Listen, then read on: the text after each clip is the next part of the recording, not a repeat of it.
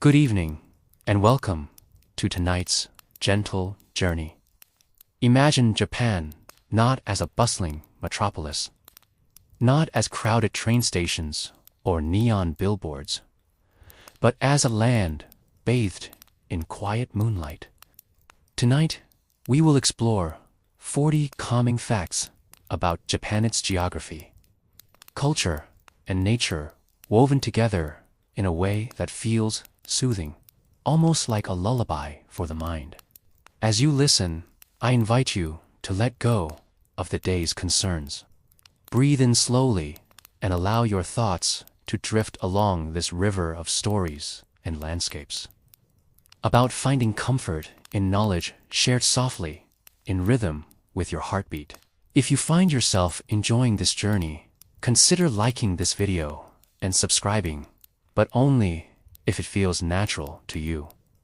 You can also leave a comment with your country, your city, and the time you're listening.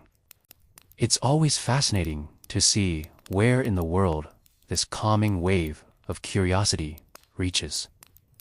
Now, let us begin with the first of many gentle observations. Japan is often described as a nation of islands.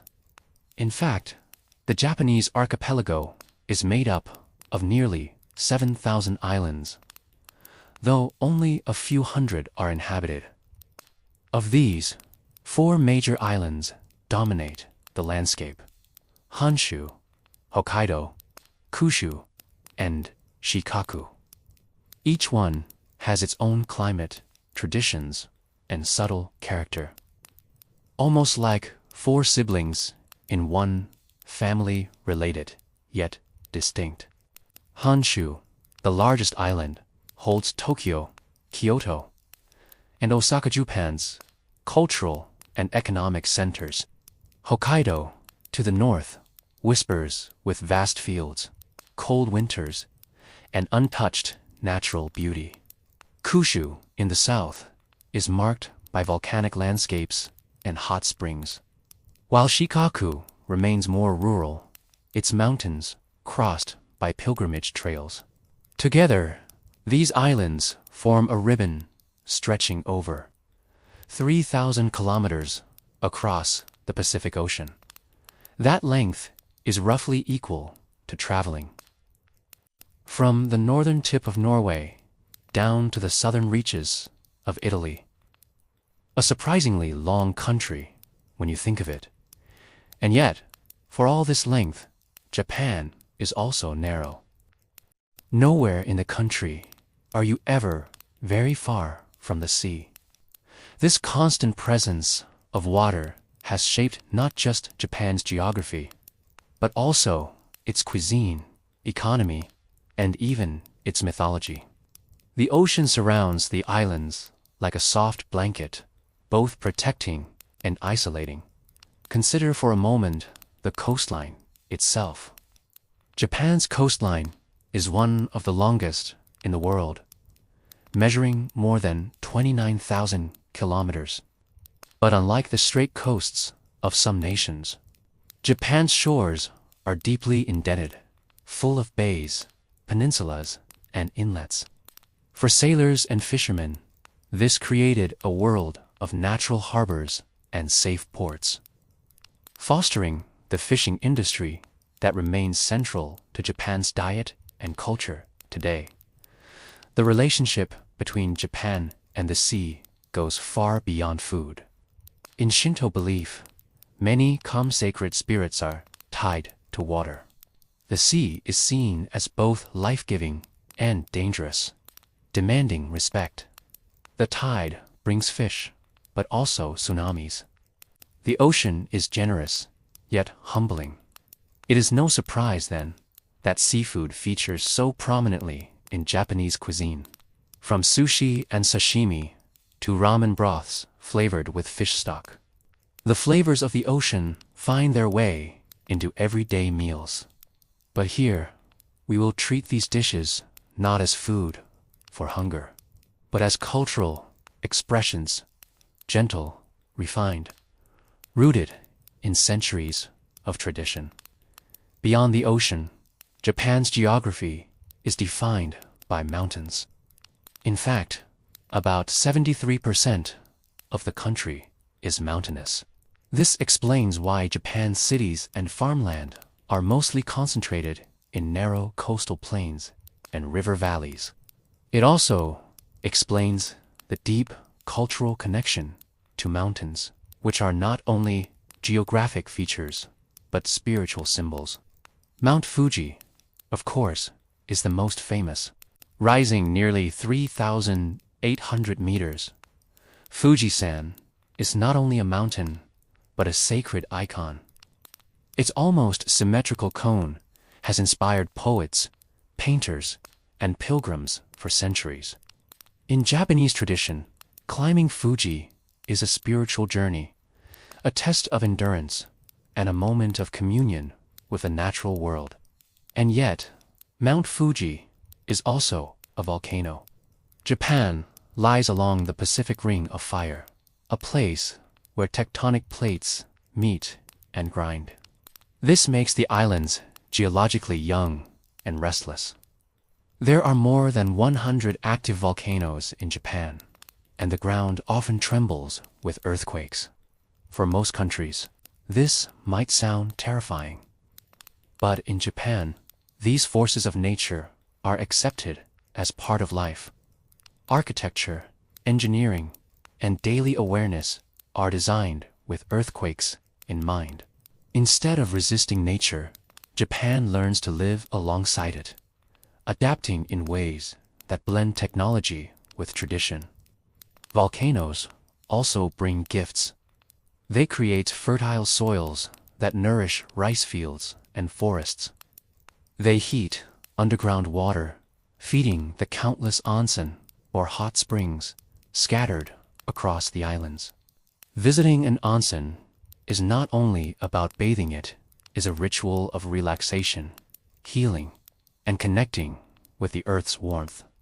Imagine sitting in steaming mineral water, surrounded by snow, with a night sky above. It is a uniquely Japanese form of calm.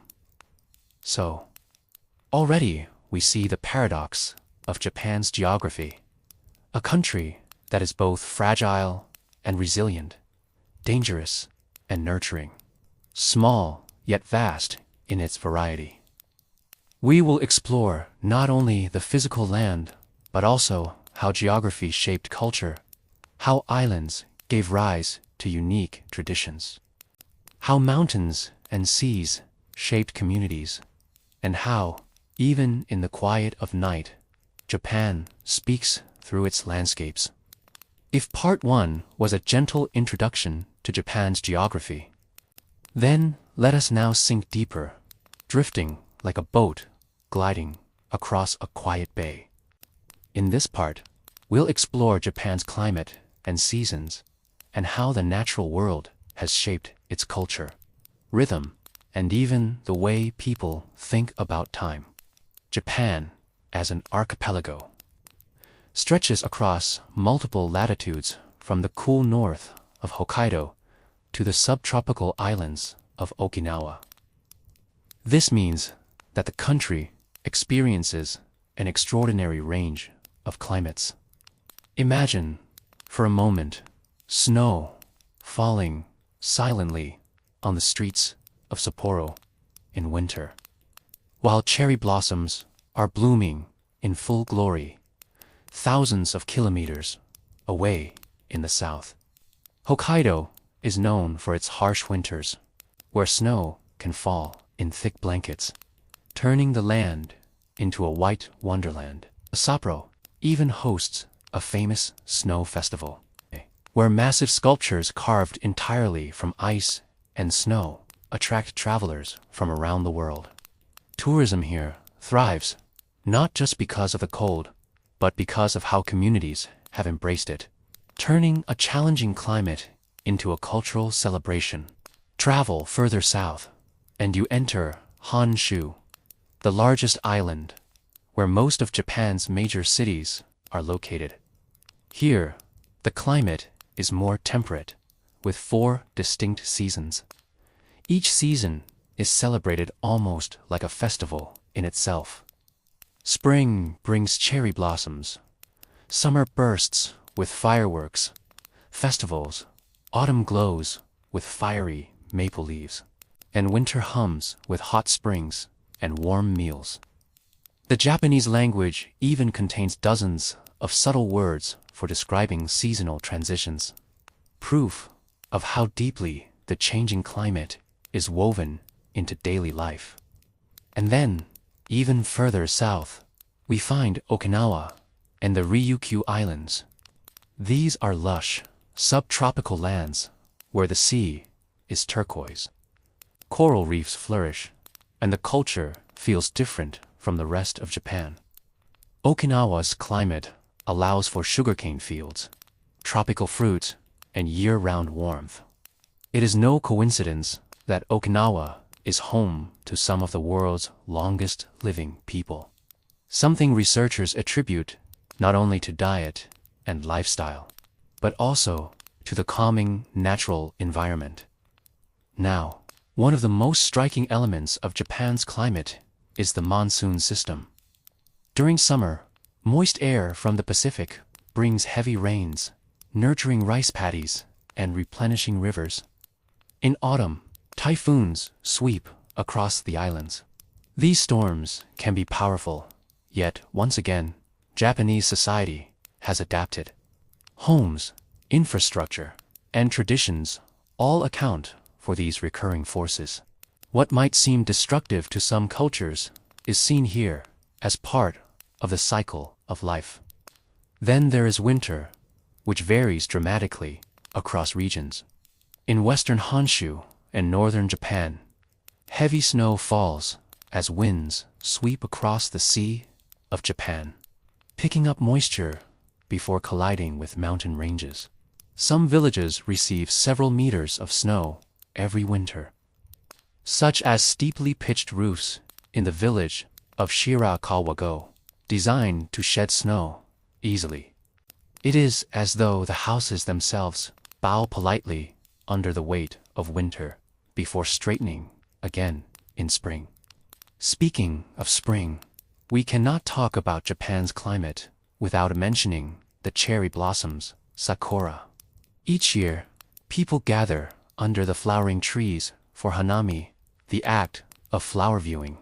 Families, friends, and co-workers spread picnic blankets under soft pink petals, enjoying food, drink, and conversation as blossoms drift through the air. But sakura are more than just beautiful, they are fleeting. They bloom gloriously, but only for a short time before falling. This ephemerality has become a symbol in Japanese culture, representing the fragility and beauty of life itself. Summer, by contrast, is a season of energy. Matsuri, or festivals, light up the warm nights with lanterns, dances, and fireworks. People wear yukata, light cotton kimonos, and eat festival foods like grilled corn or shaved ice.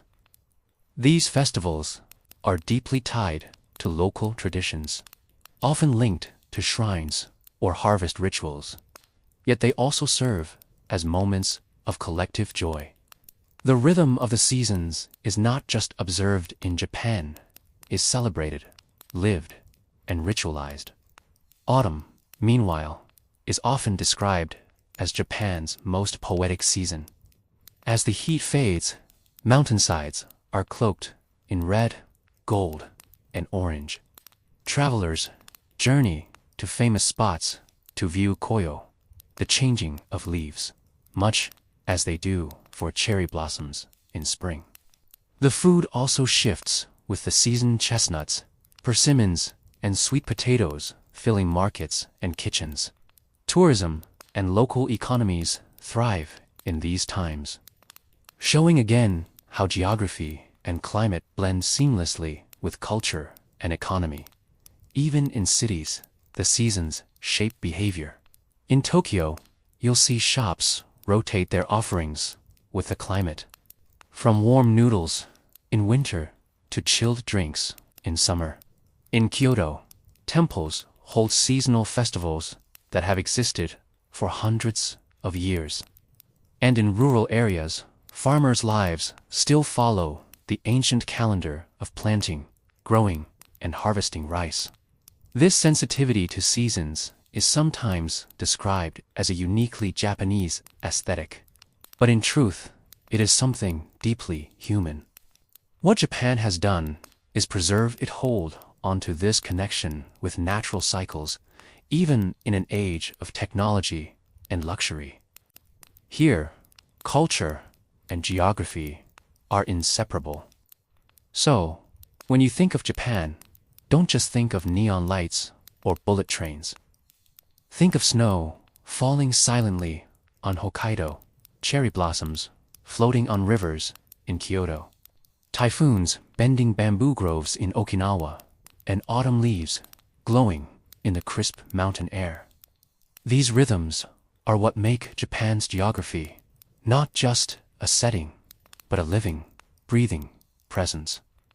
As you drift deeper into relaxation, let these images rest in your mind like soft lanterns on a river. In our next part, we will explore Japan's rivers, lakes, and water systems, the lifeblood that flows quietly through its history and culture. If the islands and seasons of Japan are the body of the nation, then its rivers and lakes are the veins through which life has always flowed. In this part, we'll wander slowly along the waterways of Japan, exploring their importance to culture, economy, travel, and even the spiritual imagination of its people. Japan is often described as a land between mountains and the sea, because mountains dominate so much of the terrain. Rivers are short, fast, and powerful, carving narrow valleys before rushing toward the coast. Unlike the long and winding rivers of continents like North America or Africa, Japan's rivers tumble quickly, often transforming into whitewater torrents after rains or snowmelt. One of the most famous rivers is the Shinano River, which is the longest in Japan, stretching about 367 kilometers across Honshu. It flows through Niigata Prefecture, a region renowned for its fertile rice fields. The river not only provides irrigation, but also deposits nutrient-rich soil, creating some of the finest rice-growing land in the country. When you think of Japan's seiketsu, traditional rice wine, you can trace its quality back to these river-fed fields, to the pure waters and mineral-rich lands along the Shinano's path. Another iconic river is the Tone River, sometimes called the Bando Taro, a nickname meaning the eldest son of the East. Historically, it was known for its floods, which shaped both danger and prosperity for communities along its banks. Over time, Japan built extensive levees, canals, and irrigation systems to tame it, turning floodplains into productive farmland. This transformation of natural risk into economic opportunity is a recurring theme in Japanese geography. And then there is the Sumida River, winding gracefully through Tokyo. Unlike the rural rivers, this one has become a cultural landmark. For centuries, artists painted its banks, poets wrote of its bridges, and festivals lit up its waters. Today, boats glide along it at night, offering tourists and locals a luxury escape from the bustle of the city, where neon lights reflect like brushstrokes across the surface. The Sumida shows how rivers in Japan are not just practical, they are woven into identity, art, and memory. Lakes, too, have their place in Japan's geography. The largest is Lake Biwa, near Kyoto, more than 4 million years old. It is one of the oldest lakes in the world, and it serves as a vital freshwater reservoir for Kansai, the region that includes Osaka, Kyoto, and Kobe. Its waters have sustained communities for millennia, providing fish, irrigation, and trade routes. Around the lake, temples and shrines stand quietly, reminding us of how spirituality often meets geography in Japan. Lake Biwa even features in poetry and literature. Ancient waka poems often referenced its calm waters and surrounding hills, comparing them to human emotions and fleeting beauty. To this day, the lake is not just a geographic fact, but a cultural mirror where generations have reflected on nature and life. Another striking body of water is Lake Kawaguchi, one of the famous Fuji 5 lakes that surround Mount Fuji. On clear mornings, the surface of the lake reflects the volcano's perfect cone like a painting, creating one of the most photographed scenes in all of Japan. Tourism thrives here, blending natural beauty with modern hospitality luxury hotels, hot springs, and traditional ryokan inns. Geography here becomes a driver of economy, a reminder of how closely travel, culture, and landscape are intertwined. Japan also has volcanic lakes, formed by eruptions and craters. One of the most breathtaking is Lake Mashu in Hokkaido. Surrounded by steep cliffs, its waters are famously clear, almost impossibly so, often described as some of the most transparent on Earth. Legends and myths surround it, speaking of mystery and purity. Such lakes remind us of the volcanic forces always present beneath Japan's surface, shaping both its dangers and its wonders. Rivers and lakes are also essential to Japan's energy. Hydroelectric power, generated from fast-flowing mountain streams, has long been a cornerstone of its energy infrastructure. Before oil and modern imports, water power fueled industries, mills, and communities. Even today, as Japan explores clean energy solutions, rivers continue to provide sustainable resources. Spiritually, water holds a special place in Japanese culture. Shinto, the indigenous spiritual tradition of Japan, reveres rivers and springs as sacred. Many shrines are built near water sources, and purification rituals often involve washing hands or rinsing the mouth at a water basin before approaching the shrine. Rivers are not just physical, they are spiritual thresholds. In traditional folklore, too, rivers are seen as borders between worlds. Crossing a river often symbolizes entering a different realm, a theme echoed in countless tales, poems, and even modern films. When one thinks of the gentle sound of flowing water in Japan, it is not just the sound of geography, it's the sound of culture, memory, and spirit. And yet, rivers are also practical. In ancient times, they were highways for goods and people. Boats carried rice, fish, timber, and travelers across regions. Many towns grew around riverbanks, thriving from trade and transport. Today, though roads and trains dominate, rivers still shape urban layouts, parks, and recreation. Cities like Hiroshima, Kyoto, and Osaka all have central rivers that provide beauty and life to urban settings. The story of Japan's rivers and lakes is a story of resilience, adaptation, and reverence. They are short but strong, often unpredictable, yet deeply respected. They nourish rice, they host festivals, they inspire poets, and they reflect mountains and skies. They remind us that geography is not just terrain, it's a teacher, a partner, a quiet presence guiding human life.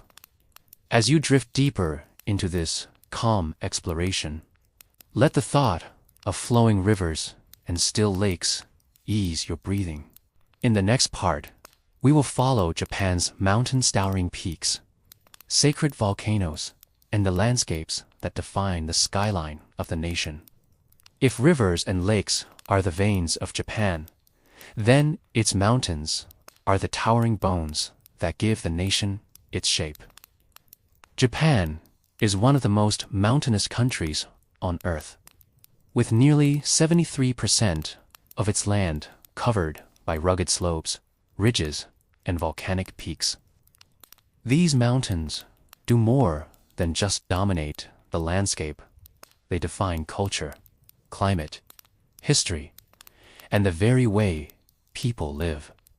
The most iconic of them all is, of course, Mount Fuji, rising 3,076 meters above sea level.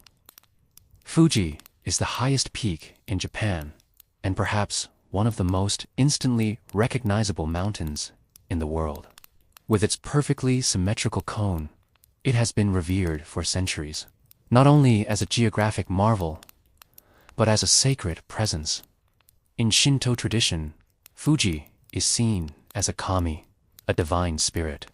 Pilgrimages to climb the mountain have taken place since ancient times, and even today, tens of thousands ascend its slopes each summer, beginning in darkness, so they may greet the rising sun from the summit. Fuji's image is everywhere in Japanese culture, from the woodblock prints of Hokusai, whose 36 views of Mount Fuji immortalized the peak in the global imagination, to modern films, anime, and advertisements. It is a symbol of resilience, beauty, and even national identity. For many, to see Fuji reflected in a lake or rising beyond the clouds is to glimpse the harmony between nature and spirit that defines so much of Japan's worldview. But Fuji is not the only important mountain. Japan's spine is formed by the Japanese Alps, 3 ranges in central Honshu, known as the Northern, Central, and Southern Alps. These towering ridges are home to jagged peaks like Mount Hotaka and Mount Kita, which soar above 3,000 meters. Unlike Fuji's solitary presence, the Alps are dramatic, wild, and rugged places of alpine flowers, crystal rivers, and deep snow. The Alps also carry economic and cultural weight.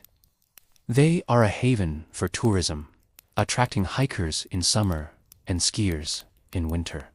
They host hot springs, ryokan inns, and even luxury resorts where visitors from Japan and abroad escape into the cool mountain air.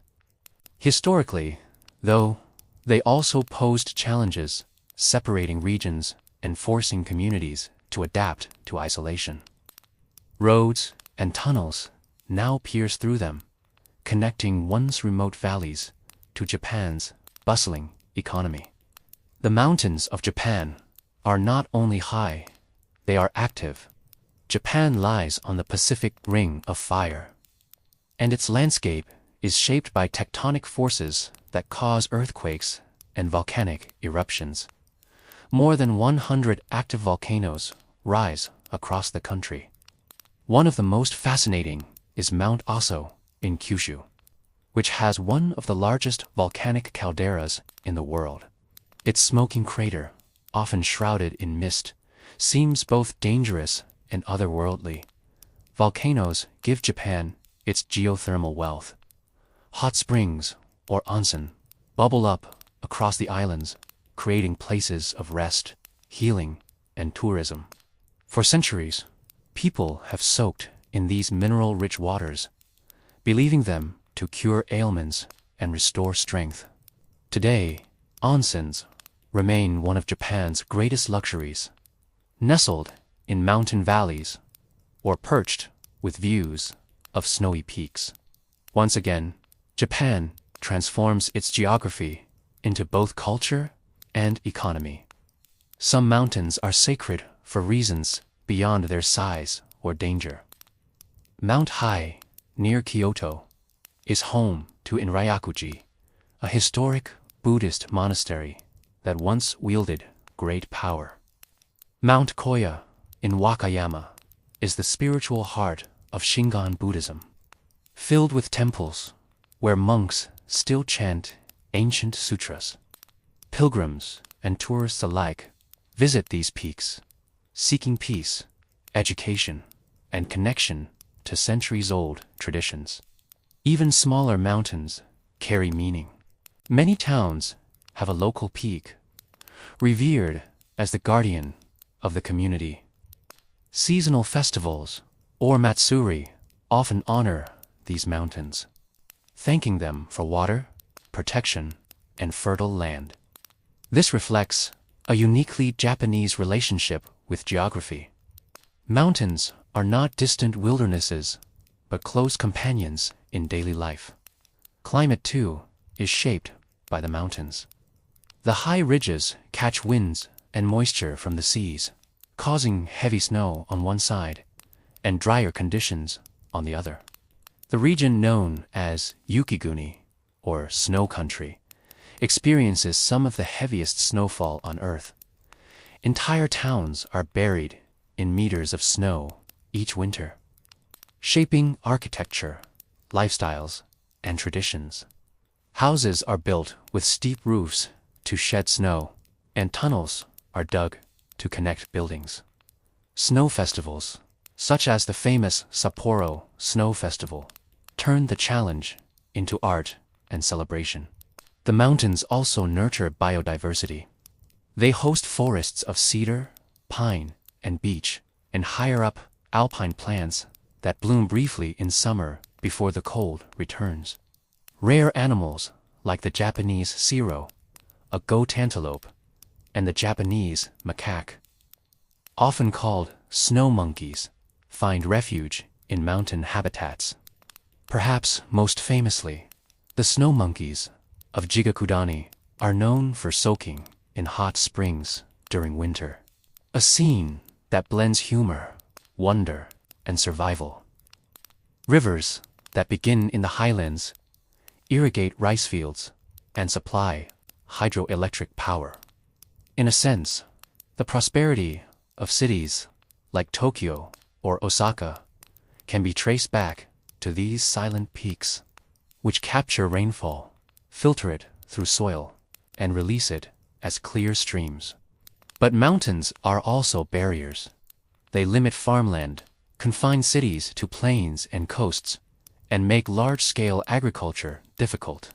This has shaped Japan's reliance on fishing and trade, and its innovative use of technology to maximize limited land. Geography forces adaptation, and adaptation becomes part identity. When we think of Japan's mountains, we think of more than geology. We think of Fuji rising like a painting against the dawn, of monks meditating on forested peaks, of hot springs steaming in the snow. We think of festivals honoring local guardians, of tourists skiing down luxury resorts, of farmers relying on rivers that begin as mountain streams. As you drift further into this calm journey, imagine standing at a mountain temple at dusk, the scent of cedar in the air, the chant of monks echoing softly. The mountains are vast, eternal, and yet intimately human in their influence. In the next part, we will journey away from the peaks and toward Japan's vast coastlines and seas, where fishing villages, ports, and islands connect the nation to the wider world. Japan is an island nation, and its story is inseparable from the sea, with more than 29,000 kilometers of coastline. Japan's shores stretch farther than many much larger countries. The sea is not a boundary here, but a constant companion shaping food, culture, economy, and even the rhythm of daily life. The Pacific Ocean washes the eastern coast, bringing both opportunity and danger. Vast fisheries lie just offshore, fed by the mingling of warm and cold ocean currents. The Kuroshio Current, often called the Black Current, flows northward from the tropics, carrying warm waters that nurture marine life. Meanwhile, the Oyashio Current flows south from the Arctic, rich with nutrients and cold water. Where these currents meet, fish populations explode, creating some of the most productive fishing grounds in the world. This abundance has long sustained Japan's people. Fishing villages, the coastlines where boats head out before dawn and return with tuna, mackerel, squid, and countless other species. The Japanese diet is famously rich in seafood, and dishes like sushi, sashimi, and grilled fish reflect this deep reliance on the ocean. For centuries, the sea has provided not just food, but identity fishing traditions. Coastal festivals and even mythology are tied to its waters. The coastline itself is dramatic and varied. Some regions feature sweeping sandy beaches, while others are lined with rugged cliffs that rise straight from the sea. The Senriku coast in northeastern Honshu is famous for its jagged Ria coastline, where drowned river valleys form countless bays and inlets. These sheltered harbors, though beautiful, have also made the region vulnerable to tsunamis, as tragic history has shown. Yet communities rebuild, finding resilience in the very seas that sometimes bring hardship. Farther south, the Seto Inland Sea offers a gentler face of Japan's waters, protected by the islands of Honshu, Shikaku, and Kyushu. This inland sea is calm and dotted with hundreds of islands, many of them inhabited. Historically, it was a major maritime highway connecting Kyoto and Osaka with western Japan. Today, ferries, bridges, and fishing boats still animate its surface, while art festivals and tourism bring new life to its smaller islands. The Seto Inland Sea is also renowned for its oysters, a delicacy farmed along its shores. The seas have always connected Japan to the wider world. In ancient times, Korean and Chinese ships carried goods and ideas across narrow straits. Buddhism, rice cultivation, and writing systems all traveled across waters into Japan. Later, in the Edo period, Japan turned inward, restricting contact with foreign nations. Yet, even then, its ports remained open in limited ways, keeping a delicate balance between isolation and connection. Modern Japan thrives on maritime trade.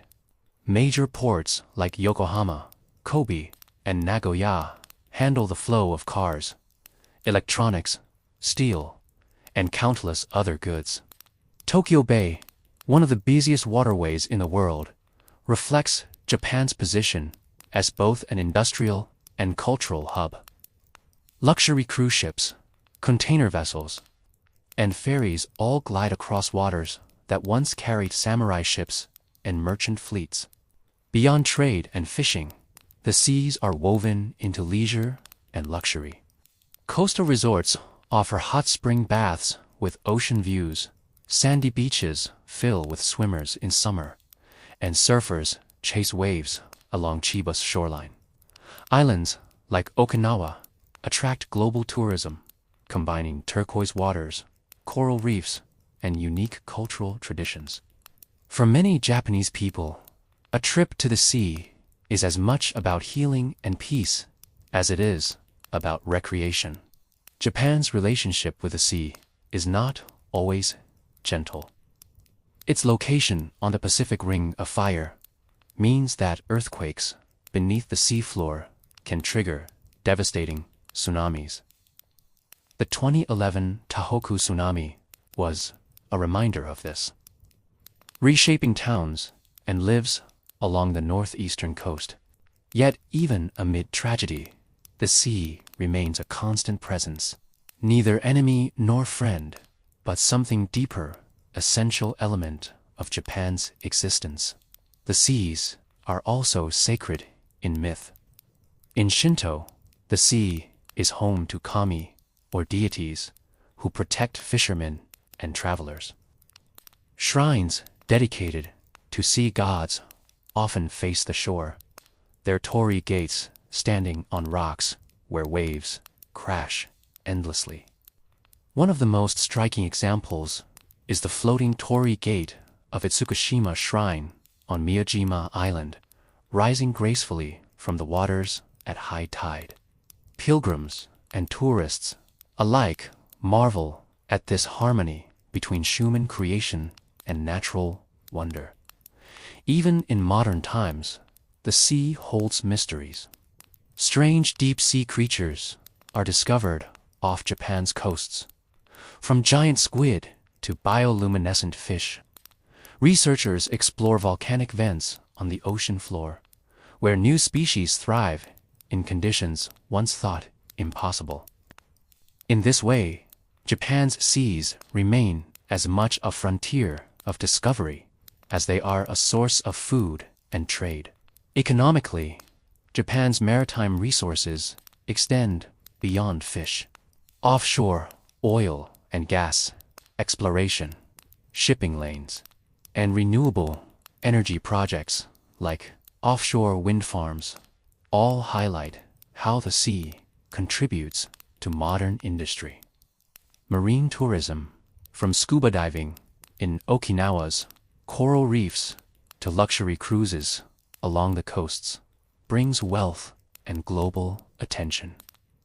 And yet, for all its modern uses, the sea remains a timeless presence in Japanese imagination. It is in the haiku of Basho, where waves crash against rocks. It is in ukiyo-e prints, where fishing boats face towering waves. It is in anime and films, where the sea is both a place of departure and return. You drift further into this calm narration. Imagine standing on a quiet Japanese beach at night. The waves roll in softly. The horizon is endless, and above, the moonlight shimmers on water. It is a view that countless generations have known, unchanged across centuries. In the next part, we will journey to Japan's islands beyond the main four. From the subtropical beauty of Okinawa to the remote wilds of Hokkaido's smaller isles, exploring cultures and ecosystems that make Japan's archipelago so endlessly fascinating. Japan is often thought of as four great islands: Honshu, Hokkaido, Kyushu, and Shikaku. But these are only the pillars of a far larger archipelago. In truth, Japan is made up of over 6,800 islands, scattered across latitudes that stretch from snowy northern seas to the tropical waters of the south. These smaller islands are less well known, but carry stories of history, culture, and nature that are just as compelling as the heartlands. Let us first drift southward, where the air grows warm and the waters turn turquoise. The Ryukyu Islands, of which Okinawa is the largest, stretch in a long chain between Kyushu and Taiwan.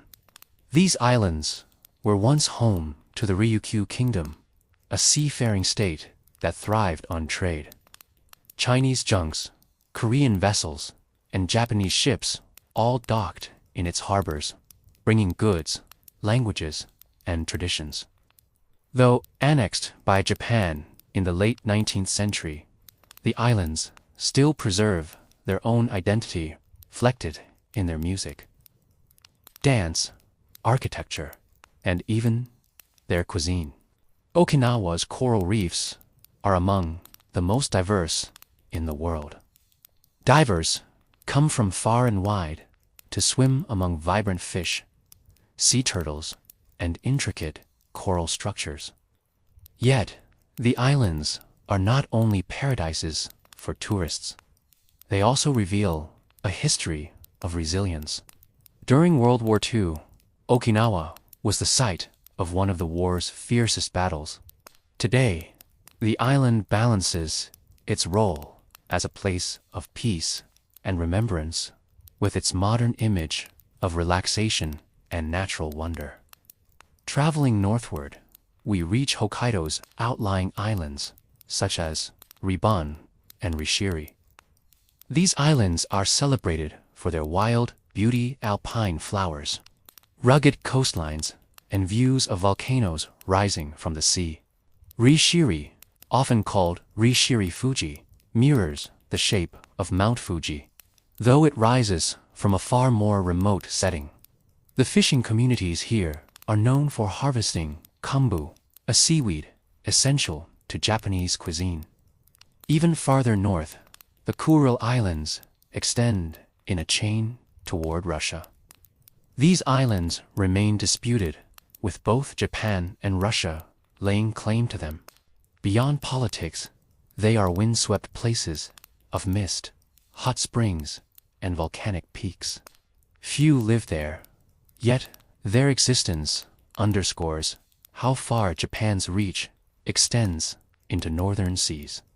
To the east lies the Ogasawara Islands, also known as the Bonin Islands.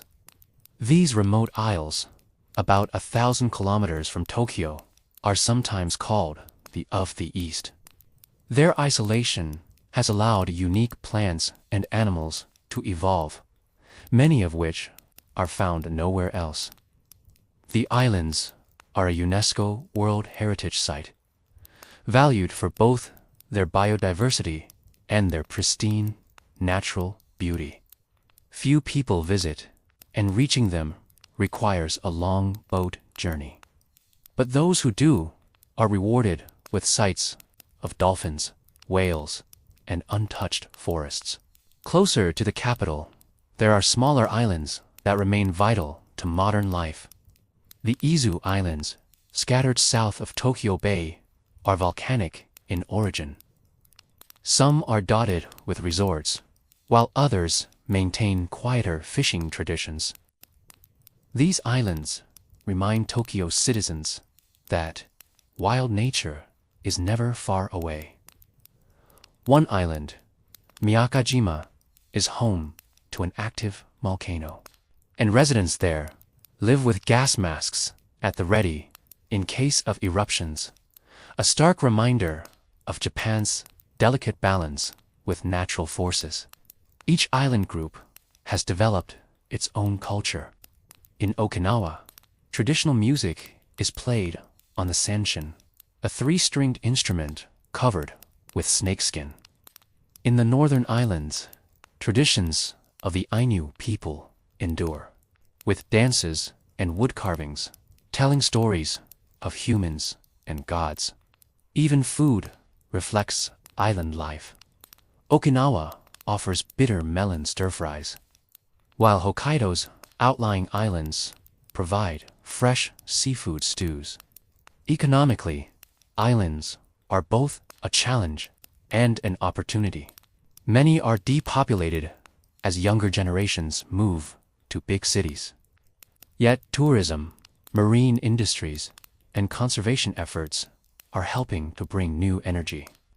Luxury resorts in Okinawa, ecotourism in Ogasawara, and cultural heritage projects in northern islands are examples of how Japan balances preservation with progress. For travelers, these islands represent different worlds within a single country. One can ski on Hokkaido's snowy islands, dive in Okinawa's coral waters, hike volcanic peaks in the Izu Islands, and visit UNESCO-protected forests in Ogasura, all within one nation's boundaries. This diversity of climate and landscape makes Japan unique among countries, a miniature world contained within its archipelago. Spiritually, islands often carry sacred weight. Many are home to shrines that face the sea, built to honor kami, believed to dwell in rocks, trees, or waves. Some islands are considered so holy that access is limited. For instance, Okinoshima Island in Kyushu is off-limits to most visitors. Its rituals preserved as part of a centuries-old Shinto tradition. As the waves lap against these distant shores, the feeling is timeless. Each island is a small world with its own rhythm, history, and beauty. Yet together, they form the larger identity of Japan, a nation shaped by the sea as much as by land. In the next part, we will step away from islands and coasts to wander through Japan's mountains and volcanic landscapes, where fire and stone create another face of this remarkable country. Japan is a nation shaped not only by the sea, but also by fire and stone. Mountains cover nearly 70% of its landmass, making it one of the most mountainous countries in the world. These ranges, valleys, and volcanic peaks are not just geographic features. They are the backbone of culture, spirituality, and daily life. Perhaps the most iconic of all is Mount Fuji, a near-perfect volcanic cone rising 3,706 meters above sea level. Fuji-san, as it is reverently called, is more than just a mountain. It is a symbol woven into Japan's national identity. Artists have painted it, poets have written about it, and pilgrims have climbed it for centuries. The snow-capped peak has been a subject of admiration since the Edo period. Immortalized in Hakusai's woodblock series, 36 Views of Mount Fuji. Yet Fuji is still an active volcano. Its last eruption recorded in 1707. Scientists monitor it closely, reminding us that beauty and danger coexist in this natural wonder. Moving northward, the Japanese Alps span central Honshu, divided into the northern, central, and southern Alps. These rugged ranges are beloved by hikers, skiers, and climbers. Towns like Nagano and Matsumoto serve as gateways to high peaks, alpine lakes, and valleys filled with hot springs. Luxury tourism thrives here, with mountain resorts offering both modern comforts and traditional ryokan stays. But beyond leisure, the Alps play a vital role in Japan's economy by feeding rivers that irrigate rice fields and supply hydropower to cities. To the south, Mount Aso in Kusha boasts one of the world's largest volcanic calderas. Standing within its crater feels like standing in another world, where steaming vents rise from the earth and sulfur scents fill the air. Local legends tie the mountain to Shinto gods, and shrines nearby honor its fiery spirit. Its fertile volcanic soil supports agriculture, including fields of rice and vegetables that flourish on the mountain slopes. On Hokkaido, Mount Asahi rises in the Dasetsuzen National Park, known as the Roof of Hokkaido. It is a place where winter seems endless and nature remains untamed. Hikers trek through fields of alpine flowers in summer, while skiers descend powdery slopes in winter.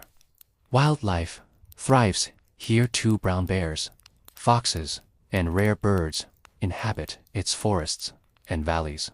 For the Innu people, mountains such as these are not mere landscapes, but sacred spaces tied to their cosmology. Japan's volcanic energy is not limited to the grand peaks. Across the country, hundreds of smaller volcanoes, the land. Some are quiet, their craters filled with tranquil lakes, like Lake Tawada, while others remain restless. Sakuragima, near Kagoshima, erupts so frequently that locals live with ash falling like snow. And yet, life continues around these volcanoes, with communities adapting to rhythms of eruption and calm. This fiery geology gives rise to one of Japan's most cherished luxuries, onsen, or hot springs. Heated by underground volcanic activity, these baths are scattered across the islands. To soak in an onsen is not only to relax, but to connect with a centuries-old cultural practice. Towns like Beppu and Hakone are famed for their hot spring resorts, blending modern tourism with traditional Japanese hospitality. The mineral-rich waters are said to heal both body and spirit, making onsen tourism a pillar of the travel economy. Volcanoes also contribute to Japan's biodiversity. Their soils are rich in nutrients, supporting lush forests and agricultural production. Tea fields, fruit orchards, and rice paddies often thrive in volcanic regions. The ash and minerals create fertile ground, ensuring that what once seemed destructive becomes a source of abundance. Spiritually, mountains in Japan are deeply tied to Shinto and Buddhism. Pilgrimage routes wind up sacred peaks, such as those in the Kumano-Kodo Trail network. Monks once sought enlightenment on isolated ridges, practicing ascetic rituals in harmony with the wilderness. Even today, climbers ascend not just for sport, but often with a quiet reverence, bowing at shrines along the way. Economically, mountains are both a challenge and a gift. Their steep terrain limits farmland, pushing communities toward valleys and coasts. Yet mountains also supply timber, fresh water, and hydroelectric power. They shelter rare species, attract global tourists, and provide cultural inspiration. The balance of difficulty and benefit has shaped how Japanese society developed over centuries. The majesty of Japan's peaks also finds its way into global tourism campaigns. Travelers seek the serenity of Fuji's slopes, the thrill of skiing in Hokkaido, or the peaceful retreat of a mountain onsen. Luxury railways pass through alpine valleys, while traditional pilgrimages invite guests into Japan's spiritual heart. Mountains, therefore, are not isolated features, but living symbols, linking economy, tourism, culture, and nature. As night falls on these ridges and cones, one can imagine them as slumbering giants. Some sleep quietly, cloaked in forests and snow. Others breathe faintly, their volcanic hearts still pulsing beneath the ground. Together, they remind us of the deep forces that created Japan and continue to shape it silently beneath our feet. In the next part, we will descend from the mountains to Japan's rivers and lakes, lifelines that flow through valleys, nourishing cities, farms, and traditions. If mountains are the spine of Japan, then rivers are its lifeblood. They run swift and strong, carving valleys, nourishing farmland, and giving shape to cities. Unlike the vast, meandering rivers of continents like Africa or South America, Japan's rivers are often shorter, steeper, and faster due to the mountainous terrain. Yet, their importance to culture, economy, and daily life is profound. One of the most significant rivers is the Shinano River, Japan's longest, at about 367 kilometers. It flows through the Niigata Prefecture, winding from the Japanese Alps before reaching the Sea of Japan. Along its journey, the Shinano nourishes rice fields that produce some of the country's finest sake.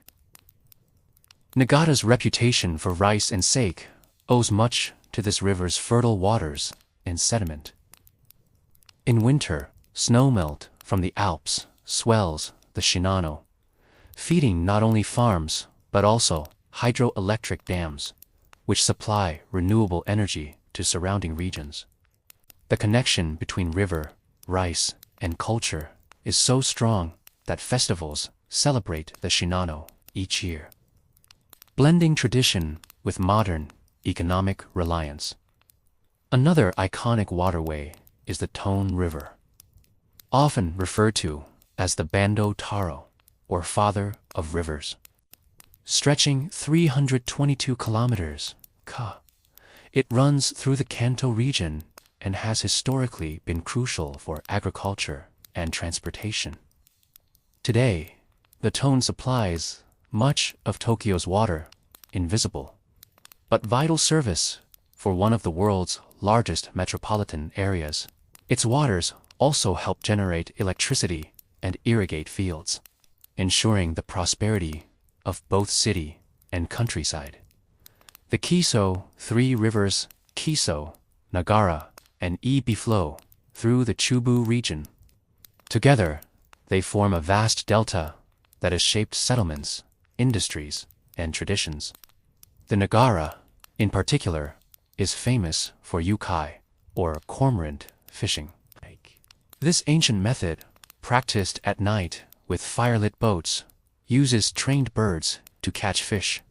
Though less economically necessary today, it survives as a cultural treasure and tourist attraction, blending history, performance, and ecology into one living tradition.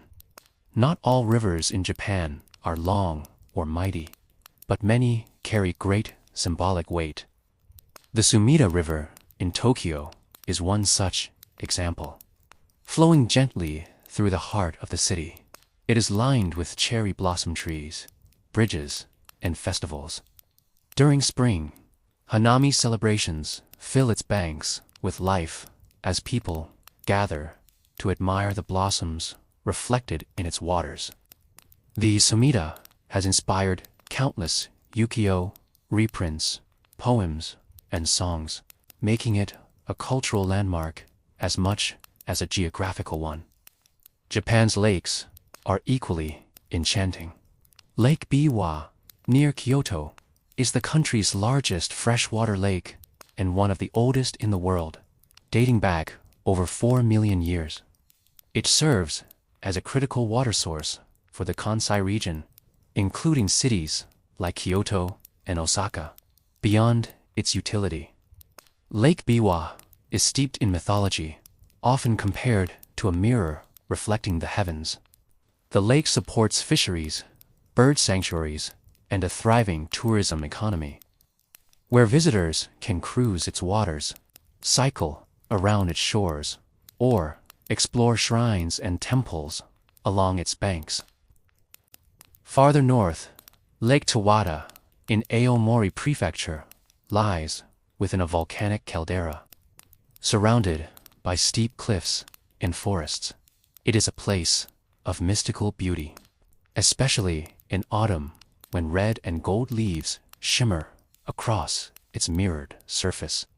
The lake has inspired legends of dragons and gods, its stillness evoking both awe and reverence. Tawada is also connected to the Ores River, whose crystal-clear stream cascades through a lush gorge, one of Japan's most celebrated natural walks. Another captivating lake is Lake Ashi in Hakane, with Mount Fuji often visible in the background. Ashi is both a scenic icon and a tourist hub. Sightseeing boats, styled like pirate ships, glide across its waters, creating an almost surreal juxtaposition of natural serenity and playful human design. For centuries, travelers along the Tokaido Road paused at Lake Ashi, making it a crossroads of history, commerce, and leisure. The rivers and lakes of Japan are not just natural features, but deeply entwined with culture. Shinto shrines often stand beside them, reflecting the belief that water is sacred and purifying. Festivals celebrate rivers as protectors and providers, while art depicts them as ever-changing threads in the tapestry of daily life. Economically, they provide irrigation, drinking water, energy, and transport. Culturally, they inspire rituals, stories, and traditions that span centuries. Yet rivers also present challenges. With Japan's steep slopes and heavy rainfall, floods have historically threatened communities. Modern engineering levees, dams, and canals has tamed many waterways, but risk remains, especially during typhoon season. The resilience of river communities, adapting again and again, reflects Japan's enduring balance with nature. In tourism, these waterways are essential. From rafting on the Yoshino River to romantic boat rides on the Sumida, rivers offer both adventure and tranquility. Lakes like Biwa and Tawada attract eco-tourists, photographers, and those seeking quiet retreats. Luxury resorts capitalize on lakefront views, while traditional ryokan inns bring guests closer to the timeless rhythm of rippling waters. In all, rivers and lakes sustain Japan's cities, fields, rituals, and imaginations. They are reminders that even in a fast-moving economy, the steady flow of water underpins life itself. In the next part, we will leave the freshwater world behind and sail into the seas surrounding Japan, exploring how currents, coasts, and fisheries have defined this island nation for millennia. If rivers and lakes form Japan's inner veins, then the seas around it are its open horizon, both a protective moat and a boundless highway to the wider world. The Japanese archipelago sits at the meeting point of four great seas: the Sea of Japan, the Pacific Ocean, the East China Sea, and the Sea of Okhotsk. Each of these waters has shaped Japan's history, economy, cuisine, and culture in profound ways.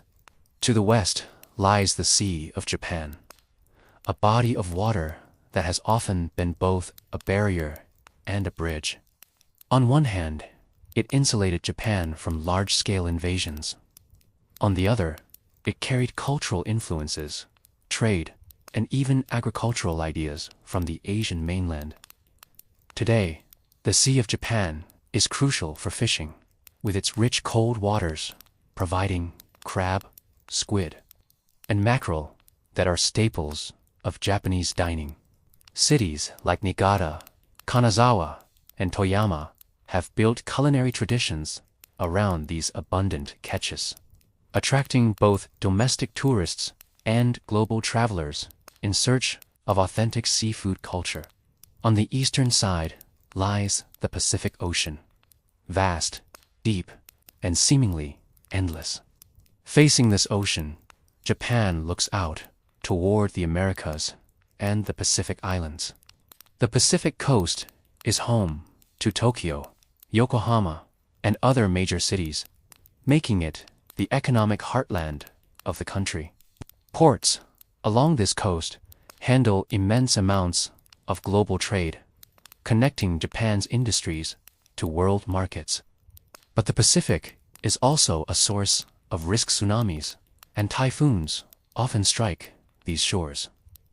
The people of Japan have learned to live with the sea's due nature, provider of wealth, but also bringer of sudden disaster. South of the archipelago lies the East China Sea, a warm, shallow sea that has historically connected Japan with China and Southeast Asia. This region was a corridor of exchange. Silk, ceramics, and technologies traveled by ship, while Japanese silver and copper sailed outward. Today, the East China Sea supports vibrant shipping lanes and fisheries. It also holds cultural treasures, the Ryukyu Islands, including Okinawa, which flourished historically as maritime trading hubs, blending Japanese, Chinese, and Southeast Asian influences. Okinawan culture, music, and cuisine still carry echoes of that seaborne cosmopolitanism. To the north, the Sea of Okhotsk provides a very different maritime character. Cold and icy, it borders Hokkaido, where drift ice arrives in winter. This spectacle, where vast sheets of ice float southward, is unique at such a relatively low latitude. The cold waters of the Okhotsk bring nutrient-rich currents, supporting fisheries that include salmon and scallops, which are crucial both to the local economy and to Japanese cuisine nationwide. Fishing villages here endure some of Japan's harshest climates, yet thrive on the bounty the northern seas provide. The story of Japan's surrounding seas cannot be told without mentioning ocean currents. The Kuroshio Current, often called the Black Stream, flows northward along Japan's Pacific coast. Warm and powerful, it influences climate, making regions like southern Honshu and Shikaku relatively mild, even in winter. The Kuroshio also drives marine biodiversity, carrying tropical species into Japanese waters.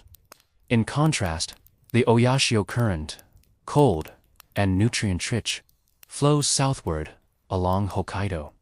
When these two currents meet, they create some of the world's richest fishing grounds, supporting tuna, sardines, and countless other species. This dynamic interplay is one reason Japan has developed one of the world's most sophisticated fishing industries. Seas are not only about food and trade, but also about culture and imagination. Japanese mythology often portrays the sea as both sacred and mysterious. Ancient beliefs held that the sea was home to gods and spirits, while Shinto shrines dedicated to sea deities, the coasts. Festivals celebrate maritime traditions, blessing fishermen and vessels before they set out.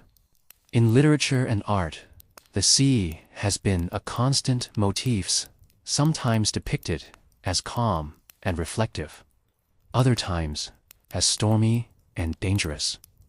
The ukiyo-e prints of Hakuzai, such as the famous Great Wave of Kanagawa, capture this ambivalence. The sea as both beautiful and terrifying, a force that dwarfs human effort, yet sustains it at the same time. Tourism thrives along Japan's coasts. From the sandy beaches of Okinawa to the dramatic cliffs of the Noto Peninsula. From the surfing shores of Chiba to the quiet fishing villages of Shikaku. Japan's seas offer countless landscapes of leisure and reflection. Luxury resorts sit alongside simple inns, both offering views of endless horizons. Visitors come for diving among coral reefs, whale watching in Hokkaido, or sunset cruises in Seto, inland sea. Each activity is a way of entering into dialogue with the surrounding waters. The Seto, inland sea, deserves special mention. Nestled between Honshu, Shikaku, and Kyushu, it is a sheltered body of water dotted with hundreds of islands. Its calm, scenic beauty has inspired poets and artists for centuries. Today, it is home to the Setouchi Triennial, a world-famous art festival that places installations across islands, blending contemporary creativity with timeless seascapes. The inland sea also remains a vital waterway for shipping and fishing, blending modern industry with cultural tourism. Economically, the seas are invaluable. Japan imports most of its energy and raw materials, so maritime trade is its lifeline. Container ships, tankers, and ferries constantly traverse Japanese waters, connecting the island nation to every corner of the globe. Ports like Yokohama, Kobe, and Nagoya are not just centers of commerce, but also gateways where cultures meet, making the seas surrounding Japan both practical highways and symbolic thresholds. Yet, as much as the seas provide, they also challenge Japan to think about the future.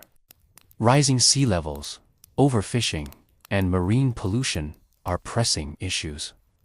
Balancing tradition with sustainability is now an urgent goal. Protecting coral reefs, managing fish stocks, and adapting to climate change are not just environmental concerns, but matters of survival for an island nation. Ultimately, the seas around Japan define its identity. They explain why Japan became both isolated and cosmopolitan, why its cuisine treasures seafood, and why its people have such deep respect for natural forces. The waters are at once barriers, bridges, and mirrors, reflecting Japan's delicate balance between vulnerability and resilience. In the next part, we will step onto the land again, turning to Japan's climate and seasons, where shifting weather patterns and timeless cycles of spring blossoms and autumn leaves shape life and imagination alike. Japan is often called the land of 4 distinct seasons, but the truth is more complex. Stretching from the snowy island of Hokkaido in the north to the subtropical shores of Okinawa in the south, Japan experiences a remarkable variety of climates. This diversity influences agriculture, culture, travel, architecture, and even the rhythm of daily life. At the northern tip of the country lies Hokkaido, known for its cold winters and mild summers. Snow blankets the land for months, transforming it into a world-renowned destination for winter tourism. Ski resorts like Nisako attract travelers from across the globe, offering luxury lodges, powder, snow, and even natural hot springs where visitors can relax after a day on the slopes. The economy here blends modern tourism with traditional farming, with summer bringing lush fields of lavender and potatoes. Winters in Hokkaido are harsh, but they give rise to cultural celebrations like the Sapporo Snow Festival, where towering ice sculptures glow beneath colored lights, turning cold into beauty. Central Honshu, particularly the Japanese Alps, experiences equally dramatic winters. Towns like Takayama and Matsumoto lie in mountain valleys where snow piles high, creating postcard-like scenery. Historically, such winters isolated villages, fostering unique traditions, dialects, and cuisine. Today, they draw cultural tourism as visitors explore preserved merchant streets, castles, and seasonal festivals. In these regions, winters bring silence, while summers are lush and green, ideal for hiking and outdoor exploration.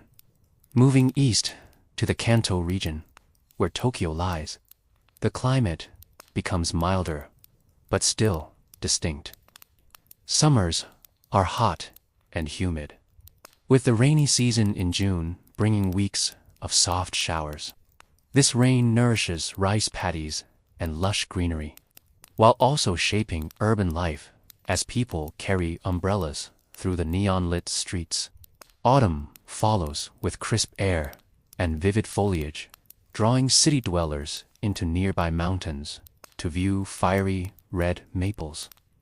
Winters in Tokyo are cool, but not severe, with occasional dustings of snow. Spring, however, is when the city and the entire country transforms. Cherry blossoms, or sakura, blanket parks, riversides, and temple grounds, creating scenes that attract tourists and inspire poetry. These blossoms last only a short time, reminding people of the fleeting nature of life, a philosophy central to Japanese aesthetics. Southwest Japan, including Kyoto, Osaka, and Hiroshima, is slightly warmer and wetter. Summers here are intense, with high humidity and temperatures that bring cicadas buzzing through the trees.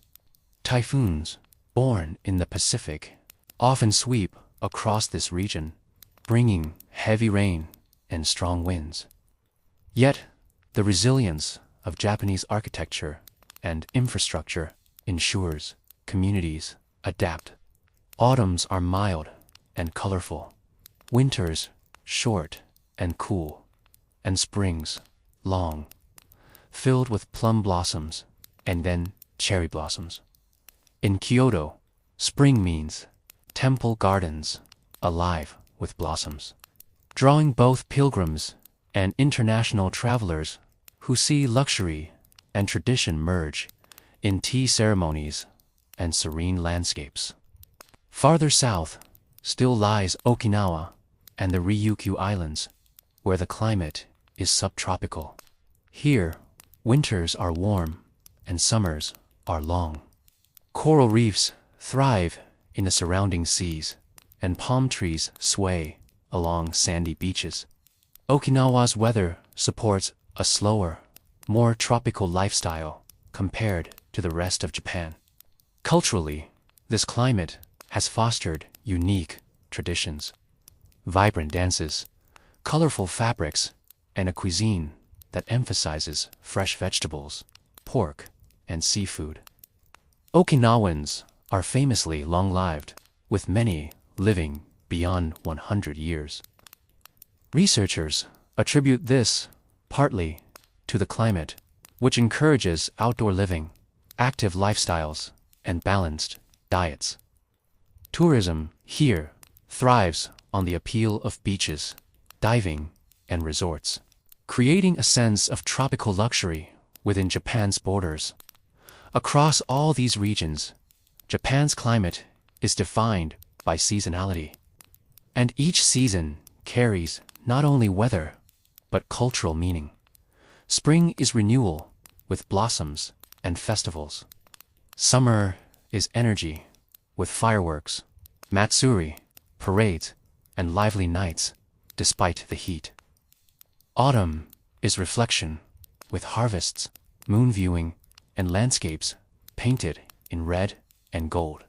Winter is stillness, with snowbound shrines and steaming hot springs, offering contrast to the chill. This deep connection between climate and culture has shaped Japanese art, poetry, and daily rituals for centuries. Japan's architecture reflects this climate. Traditional houses were built with sliding doors and open verandas to adapt to hot, humid summers. Roofs often extended outward to protect from rain, while tatami mats and natural ventilation kept interiors cool. In snowy regions, steep roofs shed heavy snow, and thick walls preserved warmth. Even modern cities reflect seasonal needs, with underground shopping centers in Sapporo, allowing people to move around during snowstorms. and elevated walkways in Okinawa providing shade. Agriculture is tied closely to climate. Rice farming depends on seasonal rains and warm summers, shaping landscapes of terraced paddies. In colder areas, wheat, potatoes, and buckwheat thrive. Seasonal foods are celebrated: strawberries in winter, bamboo shoots in spring, watermelon in summer, mushrooms in autumn. Japanese cuisine is inseparable from the rhythm of the year, with restaurants adjusting menus to reflect seasonal harvests. Tourism follows these same cycles. Travelers arrive in spring for cherry blossoms, in summer for festivals and beaches, in autumn for colorful foliage, and in winter for skiing or hot spring retreats. Luxury hotels and humble inns alike cater to this seasonal flow, highlighting the connection between travel, climate, and culture. Of course, climate also brings challenges. Japan faces frequent natural disasters, typhoons in summer and autumn, heavy snowfalls in the north, and heat waves in urban centers. Yet resilience is woven into Japanese society. Disaster preparedness, advanced engineering, and a deep respect for nature help communities recover. In a sense, living with these extremes has given Japan its unique balance between fragility and strength. As climate change unfolds globally, Japan too faces new questions: rising seas, stronger storms, and shifting weather patterns. Coastal cities must adapt, farmers must experiment with new crops, and communities must consider sustainability. Yet in this uncertainty, the age-old rhythm of the seasons continues to provide comfort, continuity, and cultural richness. Japan's climate and seasons are more than weather; they are the stage upon which life, culture, and imagination play out. From drifting cherry blossoms to snow-carved mountains, from typhoon rains to autumn harvest moons, each shift in climate invites reflection, resilience, and beauty. In the next part, we will journey into Japan's cities, exploring Tokyo, Kyoto, Osaka, and beyond, places where tradition and modernity coexist in ways unlike anywhere else in the world.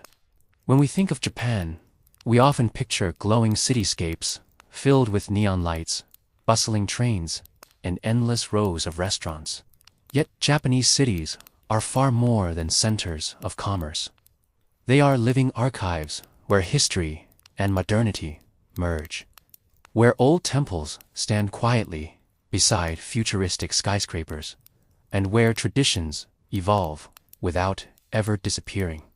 Let us begin with Tokyo, the capital and beating heart of Japan. With over 37 million people in its greater metropolitan area, Tokyo is the most populous urban region on Earth. Yet, despite its scale, the city is designed with precision, efficiency, and rhythm. Trains run with near-perfect punctuality, carrying commuters, students, and travelers across the vast expanse of neighborhoods that feel almost like separate towns stitched together. In Shinjuku, glowing billboards tower over streets where thousands cross in waves. In Shibuya, the famous Scramble Crossing has become an icon of urban life, where hundreds of people flow diagonally across the intersection at once. But beyond the rush, Tokyo is filled with hidden, quiet corners, serene shrines tucked between skyscrapers, tiny restaurants with only a handful of seats, and gardens where koi swim beneath maple trees. Tokyo is also a city of contrasts. It is home to luxury shopping districts like Ginza, where flagship stores from the world's top brands stand alongside centuries-old kabuki theaters. It is also home to bustling street markets like Omiyo Yokacho, where vendors sell seafood, clothes, and sweets beneath the rumble of train tracks. Tokyo's food scene is unmatched, with more Michelin-starred restaurants than any other city in the world. Yet some of its most beloved meals are simple bowls of ramen or plates of sushi eaten, standing at small counters. The economy here blends technology, tourism, finance, and culture, making Tokyo both a global hub and a deeply Japanese city. Travel westward, and we arrive in Kyoto, the ancient capital and the heart of Japan's cultural heritage. For over 1,000 years, Kyoto was the seat of emperors, and today it remains home to countless temples, shrines, and gardens. Walking through Kyoto feels like stepping into layers of time. The shimmering golden pavilion of Kinkakuji reflected in still waters. The vermilion gates of Fushimi Inari climbing into forested hills, or the silent gravel gardens of Zen temples designed to still the mind. In spring, Kyoto is filled with cherry blossoms, in autumn with red and gold leaves. Travelers come from across the world to experience not only the beauty of the temples, but also the atmosphere of the tea ceremony. The quiet streets of Gion, where geisha traditions remain alive, and the refined craftsmanship of kimonos and lacquerware. Kyoto's tourism is a balance between luxury retreats in traditional ryokan inns and the timeless appeal of walking through narrow alleys lit by paper lanterns. To the south lies Osaka, Japan's kitchen. If Tokyo is about scale and speed, Osaka is about warmth and flavor. The people here are known for their humor and hospitality, and the city streets are alive with food culture. Dotonbori, with its glowing neon signs and giant animated billboards, is famous for takoyaki octopus-filled batter balls on okonomiyaki, savory pancakes cooked fresh on griddles. Osaka's markets bustle with seafood and produce, reflecting its history as a merchant hub. Yet Osaka is also home to history, with Osaka Castle standing as a reminder of the city's role in Japan's unification. The city combines modern business, a thriving economy, and entertainment with a more relaxed, welcoming spirit. Southwest of Osaka lies Hiroshima, a city that carries the weight of history yet shines with resilience. Hiroshima is known globally as the site of the atomic bombing in 1945, and the Peace Memorial Park and Museum honor those who suffered while promoting the message of peace for future generations. Yet, Hiroshima today is also a vibrant city filled with life, universities, and cultural festivals. Its cuisine includes the local style of okonomiyaki, layered with noodles and cabbage, which draws visitors from across Japan. Nearby, the island of Miyajima, with its floating torii gate, offers one of the most iconic sights in the country. Hiroshima is a city that embodies both remembrance and renewal, balancing the shadows of history with the vitality of the present. Farther south, we find Fukuoka, the largest city on Kyushu Island. Fukuoka has become known as a hub of innovation, startups, and technology, while still embracing its food culture famed for tonkotsu ramen, rich pork broth noodles that attract food lovers worldwide. Its location near the Asian continent has made it historically a gateway for cultural exchange, shaping its architecture, festivals, and economy. Fukuoka represents Japan's ability to blend local culture with global connections, a theme present in many of its cities. And then there is Sapporo, the northern capital of Hokkaido. Known for its snow festival, beer, and skiing, Sapporo is a reminder of Japan's colder side. The city is modern, planned in grids, yet surrounded by mountains and nature. In winter, it becomes a world of ice sculptures, while in summer it hosts beer gardens and lavender fields nearby. Tourism here thrives on nature and outdoor experiences, making it distinct from the dense urban culture of Tokyo or Osaka. Even smaller cities across Japan carry unique identities. Kanazawa is known for samurai districts and beautiful gardens.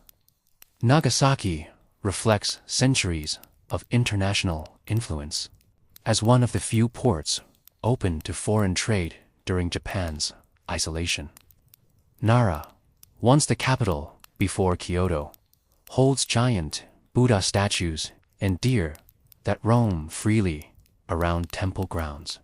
Each city has its own rhythm, shaped by geography, history, and culture. What unites these urban centers is a balance between tradition and modernity. Skyscrapers rise above ancient shrines, bullet trains glide past rice fields, and global luxury hotels stand beside wooden inns that have served guests for centuries. Japan's cities are not uniform, but interconnected, each contributing to the nation's identity. Together, they tell the story of a country that embraces progress without letting go of its roots. In the next part, we will explore transportation and infrastructure, including Japan's world-famous bullet trains, efficient urban systems, and how geography has shaped one of the most advanced networks on Earth. If there is one thing that often astonishes visitors to Japan, it is the smooth, elegant efficiency of its transportation. In a country made up of over 6,000 islands, spread across mountains, rivers, and coastlines, one might expect travel to be complicated. Yet Japan has turned this geography into an opportunity, building one of the most advanced, reliable, and soothingly predictable transport networks in the world. Let us begin with the Shinkansen, or bullet train. First launched in 1964, just in time for the Tokyo Olympics, it became a symbol of progress and modernity. Trains that once cut through the landscape at speeds unimaginable for their time now reach over 320 kilometers per hour, connecting distant cities like Tokyo, Osaka, Kyoto, and Hiroshima with seamless ease. The journey from Tokyo to Osaka, which once took hours upon hours, now takes just over 2.5 hours. Yet what truly amazes travelers is not simply the speed, but the precision. Shinkansen trains are famous for arriving and departing on time measured not in minutes, but in seconds. In fact, the average annual delay across the entire network is often less than 1 minute. This punctuality reflects something deeper than engineering. It reflects the cultural value of harmony and reliability. Conductors bow when entering and leaving the carriage, and staff clean and turn over entire train cars in just minutes with practiced grace. Inside, the trains are quiet, smooth, and designed for comfort, allowing passengers to look out at Mount Fuji as it appears suddenly like a vision between cityscapes and farmland. Tourism thrives because of this system. A traveler can spend the morning in Tokyo, eat lunch in Kyoto, and watch the sunset in Hiroshima, all within a single day. Beyond the bullet trains, Japan's urban transport systems are marvels in themselves. The Tokyo Metro and Junior East Rail networks weave an intricate web beneath and across the city. At first glance, the maps may seem overwhelming, a mosaic of colored lines and interchanges.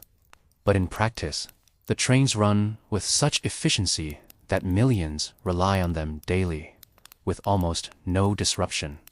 Even rush hour, though crowded, is managed with calm order. Stations are filled with convenience. Vending machines, bakeries, bookstores, and shops make daily travel smoother. Tourism, commerce, and education depend on this system, making Tokyo a model for public transport worldwide. Other cities, like Osaka, Kyoto, and Fukuoka, also maintain highly efficient systems of metros, trams, and buses tailored to their geography and scale. In Hiroshima, for example, streetcars remain a common sight, connecting neighborhoods in a way that recalls an earlier era, while still functioning as a vital part of modern infrastructure. But Japan's transport is not only about trains. The country has perfected the art of air travel connections, with airports like Narita and Haneda in Tokyo acting as international gateways, and smaller airports across the islands ensuring domestic mobility. Haneda, in particular, has been ranked among the best airports in the world, praised for its cleanliness, service, and convenience. Air routes also make the far reaches of the archipelago accessible. Okinawa, Sapporo, and remote islands like Ishigaki rely on these links for tourism and trade. On the ground, the system of highways and expressways is equally impressive. Despite the challenges of building across mountains and coasts, Japan's roads are renowned for safety and precision.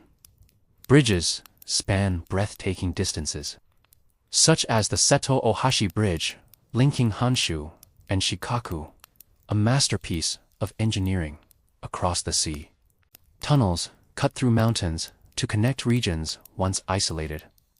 Driving in Japan, whether in the neon glow of Tokyo's Shuto Expressway or along the coastal beauty of Hokkaido, reveals the seamless integration of infrastructure and landscape.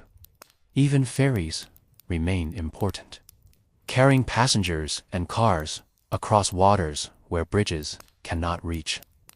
The Seto Inland Sea, dotted with islands, is still traversed by elegant ferry boats that provide not just transport but scenic journeys through quiet, glittering waters. One cannot speak of Japanese infrastructure without mentioning cycling and walking culture. In cities like Kyoto, bicycles are a common sight, with locals pedaling along tree-lined streets or historic lanes. Pedestrian crossings are designed with care, ensuring safety and flow.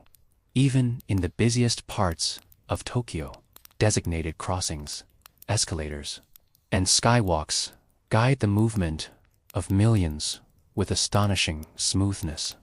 Japan's commitment to infrastructure also extends to disaster preparedness. Being prone to earthquakes, tsunamis, and typhoons, the country has designed its transport with resilience in mind. Shinkansen trains automatically stop during earthquakes, thanks to advanced sensors. Elevated highways and coastal defenses are reinforced to withstand natural challenges. This focus on safety not only protects lives, but also sustains tourism, commerce, and the economy in times of crisis. What makes Japanese transport so soothing, beyond efficiency, is the harmony it creates. There's a rhythm to the trains, the polite announcements at stations, the order of boarding and disembarking. For the traveler, the experience is not rushed or chaotic, but almost meditative. The infrastructure is more than a network of steel and concrete. It is a reflection of Japan's values: respect, precision, and care for both people and environment. In the next part, we will shift from movement to food and dining culture, exploring Japan's cuisine not just as meals, but as experiences that reflect geography, history, and hospitality.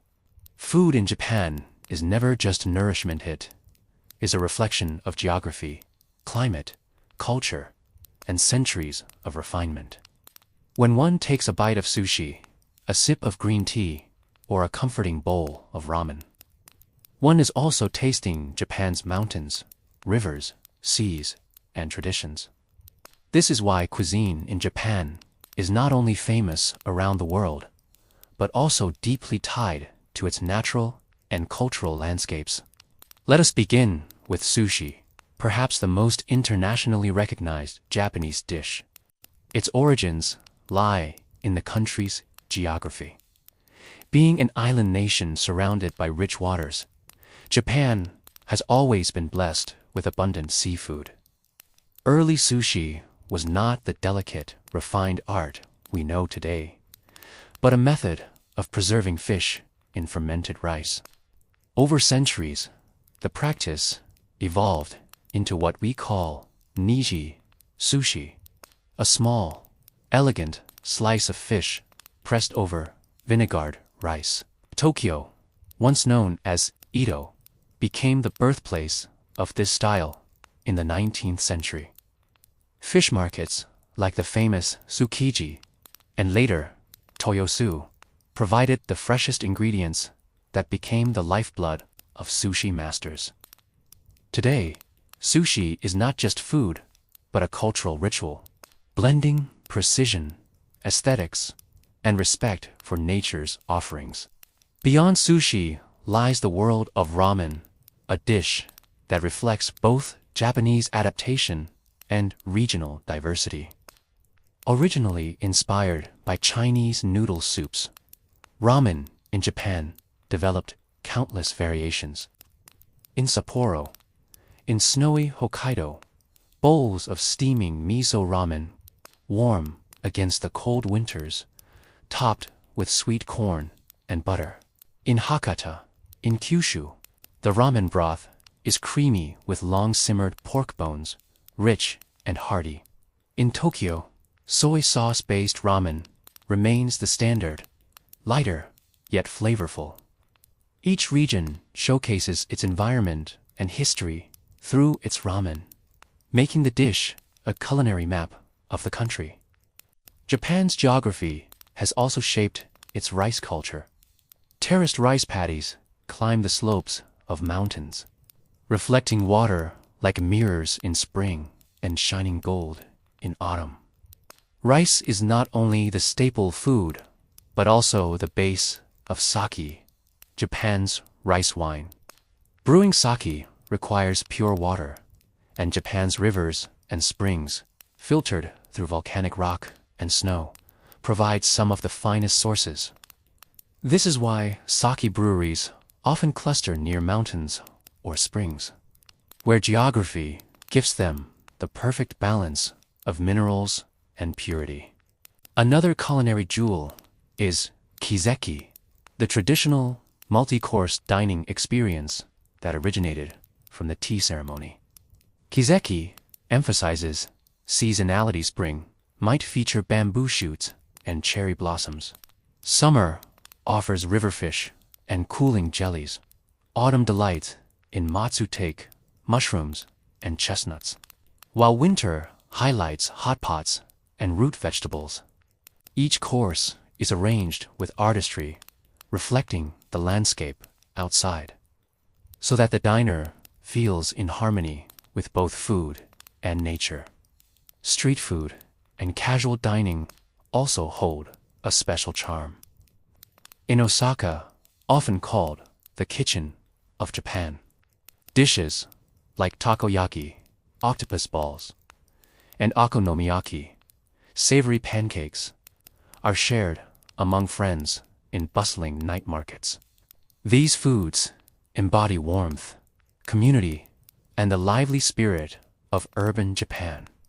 Yakitori, skewered grilled chicken, fills alleyways with its smoky aroma, while bowls of donburi rice, topped with everything from beef to ilar. Quick yet comforting meals for workers and students alike. Japan's island geography brings an abundance of seafood diversity. Beyond sushi, dishes like sashimi, tempura, shrimp, grilled mackerel, and uni sea urchin reflect coastal livelihoods. Fishing villages, large and small, continue traditions passed down for centuries, where knowledge of tides, seasons, and currents determines what ends up on the plate. The country's seas, from the warm Pacific currents to the colder waters of the Sea of Japan, provide strikingly different marine life, all celebrated in local cuisines. Vegetables and mountain foods are equally vital. In rural areas, the tradition of sensai, or mountain vegetables, highlights the connection between people and wild landscapes. Fern shoots, bamboo, mushrooms, and herbs are gathered seasonally, linking diets with forests and fields. Tofu, made from soybeans, has long been a staple.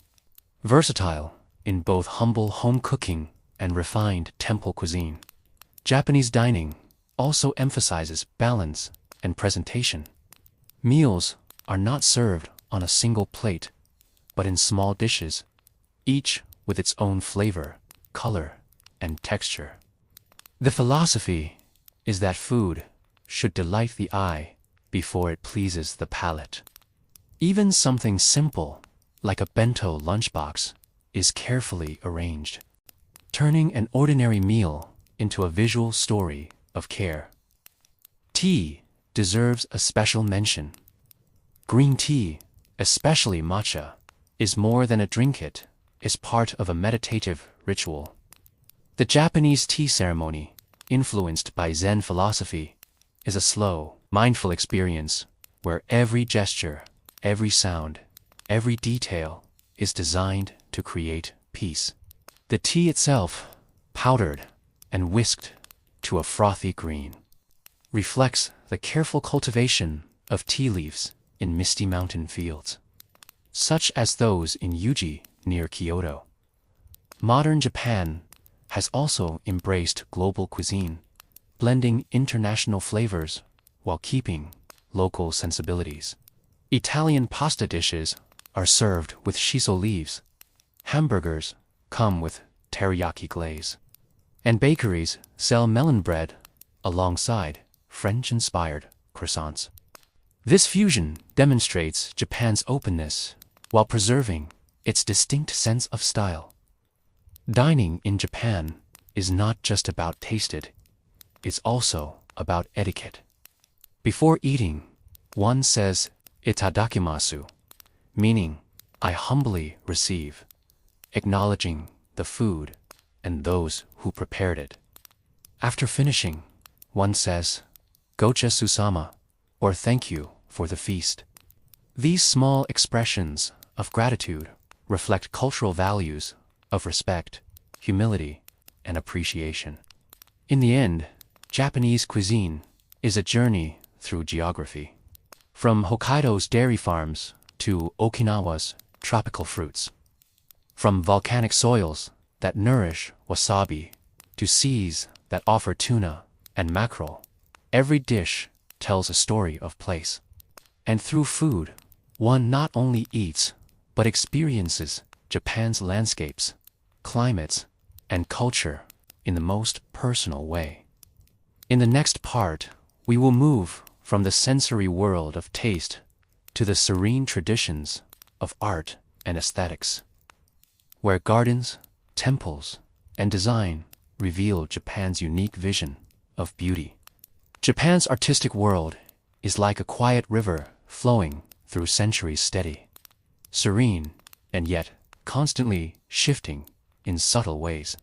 To explore Japanese art and aesthetics is to understand how deeply culture, geography, and philosophy are woven into everyday life.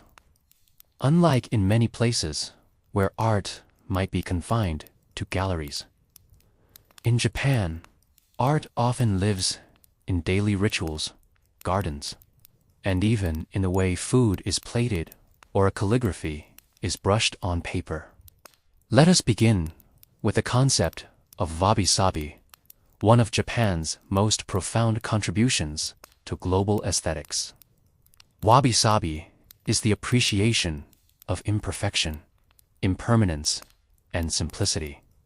A tea bowl with a slight crack, a garden stone weathered by time, or a wooden house with fading paint can all embody beauty in wabi-sabi.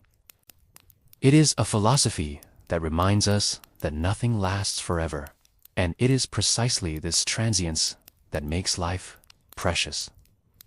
The four seasons in Japan, so distinct and dramatic, help cultivate this sense of fleeting beauty. Cherry blossoms in spring, for example, bloom for only a week or two, yet their very shortness makes them celebrated across the nation. Gardens are one of the clearest expressions of Japanese aesthetics. From the rock gardens of Zen temples in Kyoto to the vast landscaped grounds of imperial villas, Japanese gardens are crafted to evoke calm contemplation. Rocks may represent mountains. Raked gravel can symbolize rivers, and carefully pruned pines stand for resilience against time. The famous Ryoangi Rock Garden in Kyoto, with its 15 stones arranged in white gravel, invites endless interpretation. Visitors often describe it as stepping into a painting of nature's essence, distilled into a few simple elements. In painting, Japan has long blended boldness with minimalism. The ukiyo-e prints of the Edo period are perhaps the most internationally recognized. Artists like Hokusai and Hiroshige created woodblock prints that depicted landscapes, theater actors, and scenes of daily life. Hokusai's Great Wave off Kanagawa, with its curling, powerful sea, and distant Mount Fuji, is one of the most iconic artworks in the world. Yet, ukiyo-e was not elite art. It was affordable, widely circulated, and enjoyed by common townspeople, making it a cultural mirror of its time. Traditional crafts are another essential part of Japanese aesthetics. Pottery, such as raku, where used in tea ceremonies, is prized not for perfect symmetry, but for its organic, hand-shaped qualities. Lacquerware, often adorned with gold or mother-of pearl, has been used for centuries in bowls, trays, and even samurai armor. Textiles, to carry deep cultural weight. Silk kimonos, dyed with intricate patterns. Indigo fabrics used in daily wear. And the distinctive sashiko stitching, once used to reinforce garments, but now admired for its geometric elegance. Architecture reflects a dialogue between nature and human life. Traditional Japanese houses with sliding paper doors, shoji, wooden frames, and tatami mats were designed to be flexible and in tune with seasonal changes. A room could be opened to let in the summer breeze or enclosed for warmth in winter. Temples and shrines, often built from natural wood, stand not as monuments towering above the land, but as spaces harmonizing with their surroundings. Even in modern architecture, this sense of blending persists, as seen in the work of Kengo Kuma and Tado Ando, who use concrete, glass, and wood to create structures that breathe with light and shadow. The tea ceremony, known as Chana-yu, is an art form that encompasses architecture, ceramics, calligraphy, and even gardening. Every movement, from how the tea whisk is handled to how a guest bows before receiving a cup, is choreographed. Yet, the essence of the tea ceremony is not about performance. It is about mindfulness, respect, and the creation of a shared moment. The tea hut itself, often a small, humble structure, reflects simplicity and calm, a retreat from the noise of the outside world. Japanese calligraphy, or shodo, also embodies aesthetic philosophy. Each brushstroke carries not only the shape of a character, but also the spirit of the writer. The flow of ink, the pressure applied, and even the spaces left blank all contribute to the beauty of the work. In this sense, calligraphy is not simply about language, but about presence and expression. Modern Japanese art and design also deserve mention. From anime and manga to high-tech design in Tokyo's architecture, contemporary Japan continues to influence global aesthetics. Yet, even in these modern forms, traces of traditional values remain: attention to detail, appreciation for subtlety, and harmony between form and function. The aesthetic of mono-no-aware is also central to Japanese thought. It translates to the gentle sadness of things and describes the bittersweet awareness of life's fleeting moments. This concept is especially tied to seasonal traditions, like watching cherry blossoms fall or hearing cicadas in summer.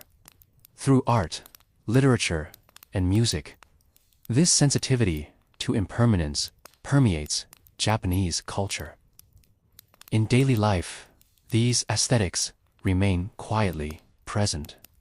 A simple bento box arranged with seasonal vegetables, a commuter pausing to admire autumn leaves, or a carefully wrapped gift using beautiful paper and string all are reflections of an artistic worldview.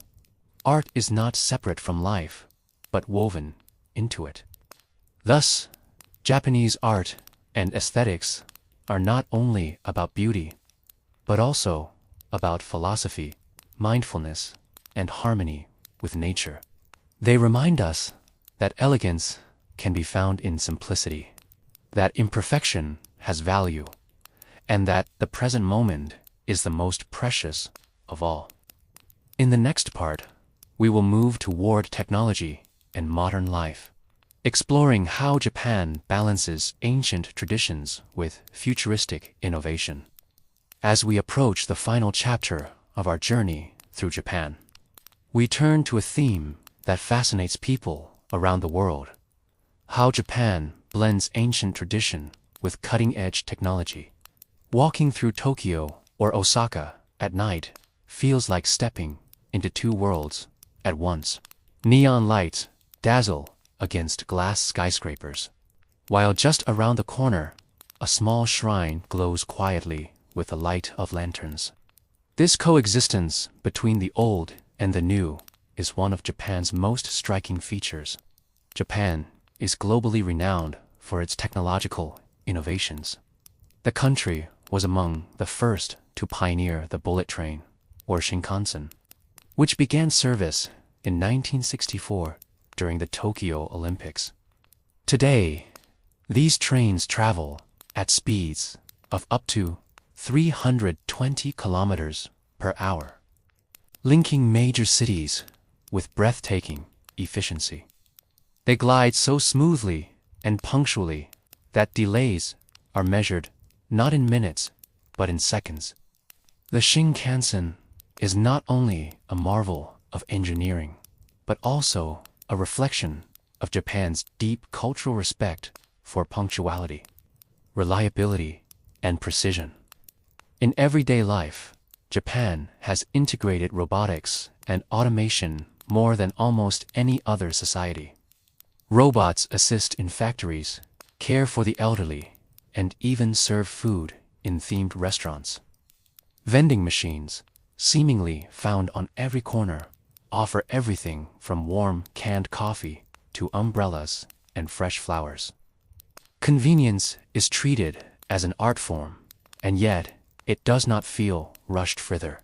It reflects Japan's effort to make life smoother and more harmonious. At the same time, Japan's cities remain deeply tied to community traditions. In neighborhoods across Tokyo and Kyoto, people still gather for seasonal festivals, carrying portable shrines, mikoshi, through streets filled with food stalls and music. This balance between community rituals and high-tech modernity is a thread that defines Japan's identity. Japan is also a leader in green technology and sustainability. With limited natural resources and a mountainous landscape that restricts farming land, the country has long been innovative in maximizing space and efficiency. Vertical farming, renewable energy experiments, and hybrid car technology all emerged from this need to balance progress with environmental care. Companies like Toyota and Panasonic became global leaders not only in automotive and electronics, but also in sustainable innovation. In popular culture, Japan has influenced the entire world through its entertainment and creativity. Anime and manga, once niche forms of storytelling, are now part of a global cultural fabric. From Studio Ghibli's gentle tales like My Neighbor Totoro to the futuristic vision of Akira, Japanese animation carries a unique blend of whimsy, philosophy, and artistry.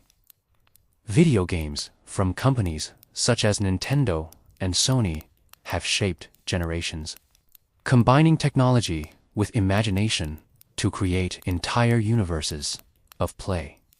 Yet even in this ultra-modern realm, the presence of tradition lingers. Many anime and video games feature Shinto shrines, torii gates, or natural landscapes inspired by real Japanese scenery.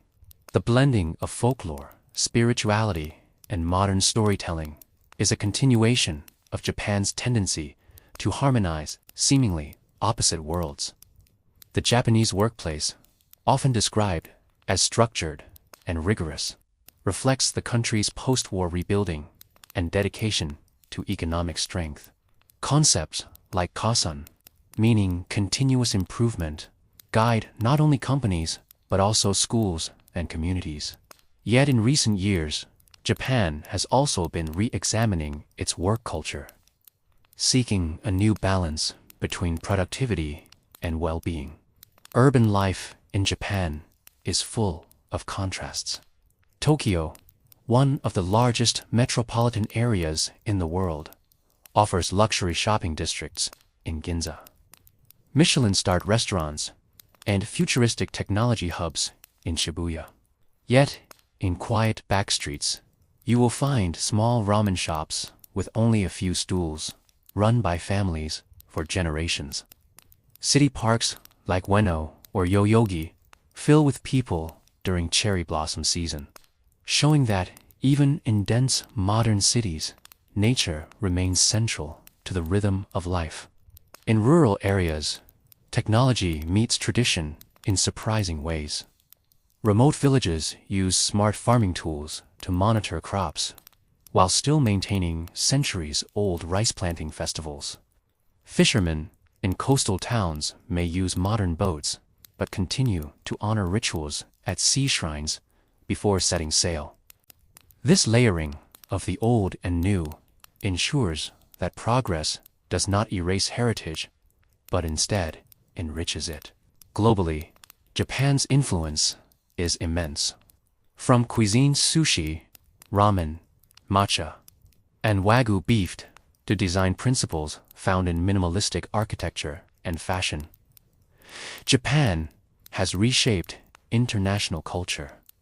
Even in wellness, practices like forest bathing, Shinrin-yoku, which encourage immersion in natural settings, have spread worldwide as antidotes to modern stress. Perhaps the most remarkable aspect of Japan's modern life is its quiet respect for balance. While skyscrapers rise and bullet trains race, temples stand undisturbed, tea ceremonies continue, and gardens bloom in silence.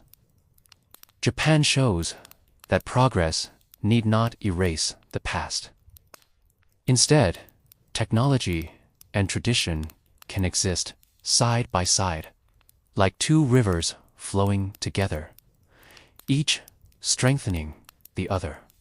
As we close this journey through 40 calming facts about Japan, we return to the essence of this country, a place where contrasts meet in harmony.